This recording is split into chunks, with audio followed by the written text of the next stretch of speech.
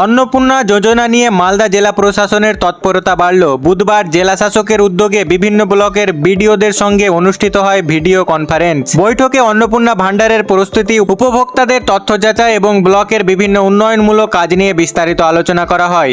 DM অফিসে বিডিওদেরকে ডাকি, আমাদের ডেভেলপমেন্ট নিয়ে কথা বলি, কিন্তু আমার মনে হয় কি একজন মানে ওটা ভালোই আছে, কিন্তু একটু ফিল্ডে গিয়ে দেখে ওখানে বিডিওদের সঙ্গে কথা বলে ভালো হয়। তো আজকে আমরা গাজল বিডিওর সঙ্গে বসে আছি। এর আগে এখানে কাছাকাছি যারা বিডিও ছিলেন, বিডিও বামনগোলা ছিলেন, বামনগোলা থেকে শুরু করে চাঞ্চল ওয়ান বিডিও ছিলেন, ওল্ড মালদা থেকেও রেপ্রেজেন্টেটিভ ছিল।